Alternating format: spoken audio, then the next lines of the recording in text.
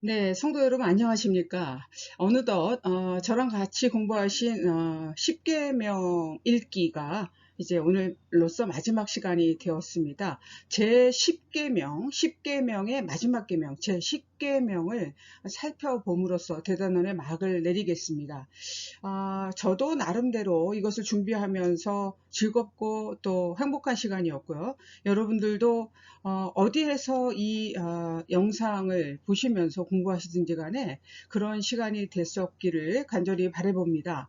오늘 이 마무리를 하면서 결국 우리가 이 이스라엘 민족에게 주어진 10계명이라는 것이 오늘 2021년 대신교에 출석하는 한국의 기독교인인 나에게 오늘 이 10계명을 통해서 하나님은 어떻게 말씀하고 계시고 그리고 어떤 것들을 내 삶 속에서 실천해서 기독교인이라고 하는 존재로 살아가는 법을 가르쳐주고 있는가를 깨달으셨다고 한다면 장황하게 많은 말씀을 드렸습니다만 저의 이번 공부가 여러분과 함께한 공부가 그렇게 가치가 없지는 않은 그런 시간이 되었을 거라고 생각이 듭니다.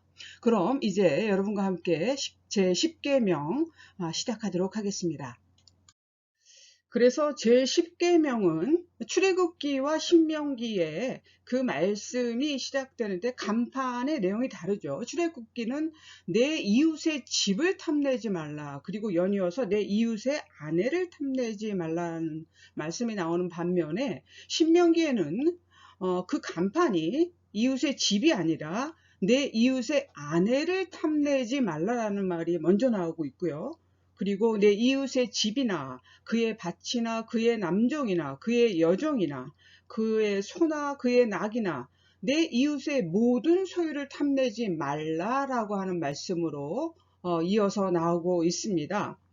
결국 10계명의 내용은 뭐냐? 왜 이렇게 구체적으로 우리 인간을 하나님께서 인간의 탐욕을 어디까지 보셨길래 이렇게까지 구체적으로 탐내면 안 되는 대상들을 적시해 주셨는가? 10계명은 결국 인간이 취할 수 있는 인간의 한계를 정해 주시는 하나님의 기준, 하나님의 줄자와 같은 역할을 하는 계명이 바로 제 10계명이라는 말씀을 먼저 드리고 싶습니다. 제 9계명이나 제 10계명은 모두 이웃에 대해서 그 이웃에게 피해를 주는 일을 금지하고 있음을 기억해야 됩니다. 이웃에 대해서 거짓 증언하지 말라고 말씀하셨고 이웃의 것을 어떤 것이든 탐내면 안 된다라는 말씀을 하고 계신다는 얘기죠. 이스라엘 백성에게서 이웃은 누구입니까? 바로 자신들의 형제이자 동료이고 돌봐야 될 대상이었습니다. 그러고 예수님의 제자들에게서 이웃은 말씀에도 나오지요. 하나님 다음으로 사랑해야 될 대상이 바로 우리의 이웃이다. 이 말씀을 드리고 싶습니다.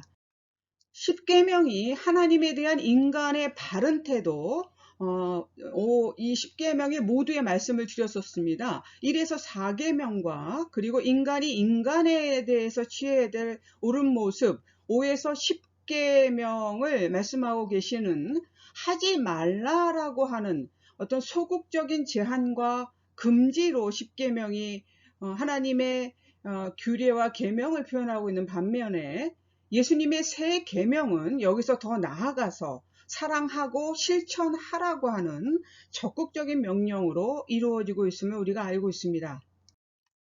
무엇이든 하나님과 예수 그리스도의 자리를 대신하는 것, 그것이 바로 우상 숭배이죠.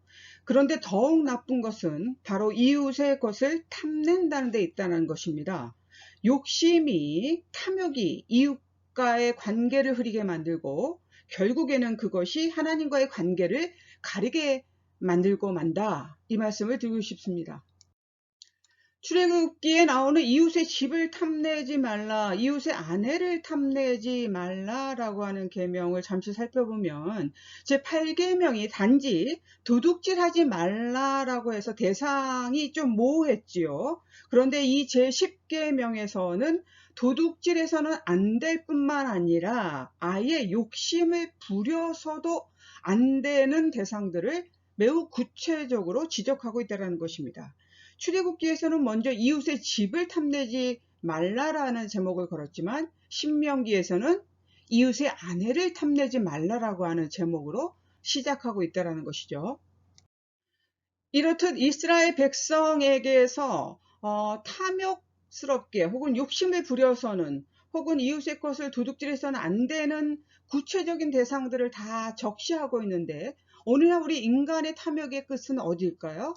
한번 생각해 보죠. 오늘날 인간의 탐욕은 이웃이나 소유에 대한 욕심을 넘어서서 정말 이 세상과 우주 전체로 뻗어나고 있는 것은 아닌가라는 의구심이 들고 있습니다.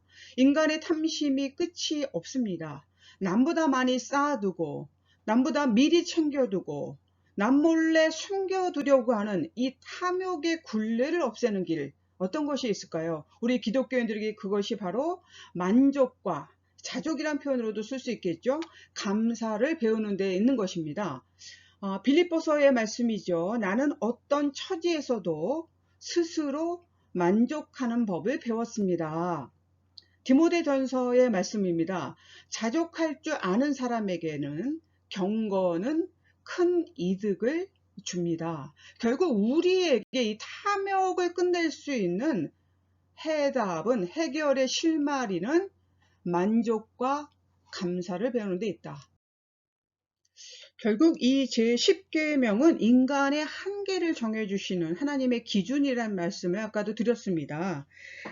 그래서 그 기준은 하나님께서 허락해 주신 그 이상의 것을 욕심내지 않는 어떤 우리들의 그 탐심, 탐욕을 좀 제한하는 것, 그리고 이웃을 배려하고 돌보는 이웃사랑이라는 것으로 판단되는 것이죠. 그리고 그 기준의 근거는 바로 하나님의 경외와 이웃사랑에서 시작된다, 이렇게 말씀을 드릴 수 있겠습니다. 우리가 우리의 탐욕을 좀 절제하고 그 기준이 하나님을 두려워하고 경외하는 것으로서 만족과 감사와 경건을 통해서 하나님 사랑이 되고, 그리고 그 탐욕에서 벗어나서 행해지는 결과가 이웃사랑으로 나타난다면 제10계명은 첫째로는 하나님을 사랑하고, 그리고 다음으로는 이웃을 사랑하라는 예수 그리스도의 새 계명의 출발점에 서 있는 것으로 이해될 수 있다, 이 말씀을 드리고 싶습니다. 10계명이 예수 그리스도의 새 계명을 준비하는 기초적인 예규가 된다라는 말씀을 드렸는데요.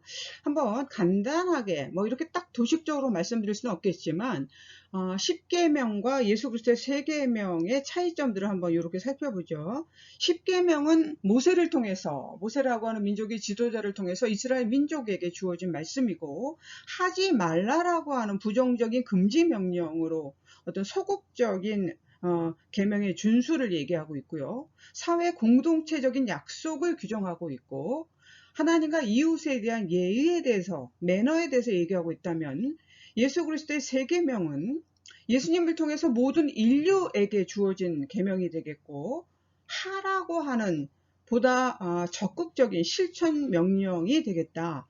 신앙 공동체의 존재의 의미와 목적을 말씀하고 계시고, 그리고 하나님과 이웃에 대한 사랑을 구체적으로 어떻게 실천하라고 하는 그런 말씀으로 우리가 정리해 볼 수 있을 것입니다. 10계명을 대략적으로 마쳤습니다. 시간이 워낙 짧았기 때문에 많은 부분이 미흡했고 많이 지나친 부분이 있습니다. 다음에는 이제 우리가 언젠가는 대면 예배를 드리고 함께 할 때에 좀 더 구체적으로 그리고 자세히 공부할 시간들을 또 기대해 봅니다. 여기 오늘 제가 두 가지 좀 생각해 보고 싶어서 이 말씀을 드리고 좀 마무리하겠습니다. 보은이라고 하는 말 다 알고 계시죠? 내가 받을 자격이 없기 때문에 감사하는 삶. 예? 그래서 하나님께 감사를 드린다는 것은 이 감사하는 삶을 사는 것으로 보은해야 한다.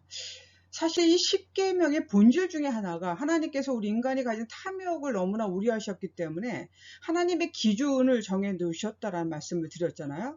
탐욕의 본질이 뭡니까? 만족을 모르는 것이거든요. 근데 보은은 뭡니까? 우리가 이 받을 자격이 없지만 그러나 그 감사함의 삶을 살면서 하나님께 감사를 드린다는 그 자체가, 감사한다는 삶을 사는 것 자체가 보은이다. 예. 그래서 우리의 인생이 앞으로 이 십계명을 통해서 여러 가지 여러분들 깨달으셨겠지만 정말 본질적으로 우리 기독교인들에게서 다른 사람에게 드러나는 외화되는 삶은 감사의 삶이 되어야 되겠다. 그것이 바로 하나님의 은혜에 보은하는 삶이다. 이 말씀을 먼저 드리고 싶고요. 그럼 우리 기독교인들의 본질이 무엇이냐? 우리에게 필요한 것이 무슨 도덕적인 어떤 개선이 아니잖아요. 무슨 윤리, 도덕이 아니잖아요. 기독교인들에게. 무슨 요즘 되게 위험한 어떤 그런 아주 가벼운 마치 무슨 종교나 혹은 기독교를 무슨 가벼운 영성 정도로 생각하는 소수의 부류들이 있는데 이게 무슨 상한 감정을 단순히 치유하는 그것이 기독교의 본질이 아닙니다. 우리에게 필요한 것은 마치 어떤 분이 이런 표현을 했는데 염을 하는 장의사다. 이게 무슨 말이냐? 죽는 일이다. 그리스도와 함께 죽고 그리스도와 함께 다시 살아나는 일이 바로 이 기독교 신앙의 핵심이 돼야 되겠다. 그래서 예수 그리스도를 위해서 십자가를 지고 가야 하는 것이 저와 여러분의 기독교인으로서 살아가는 신앙의 본질이 되어야 될 줄로 믿습니다. 너무나 부족했던 강의 열심히 잘 들어주셔서 감사드리고요. 배운 것들을 알면 뭐 하겠습니까? 성경 많이 보면 뭐 하겠습니까? 열심히 쓰면 뭐 하겠습니까? 그것들보다 더 본질적으로 중요한 것, 그 말씀을 내 몸으로 살아내고 그리고 우리의 삶 속에서 힘들더라도 하나라도 실천하는 결단이 저와 여러분 속에 늘 있어지기를 주의 이름으로 축복하며 기도드립니다. 아멘.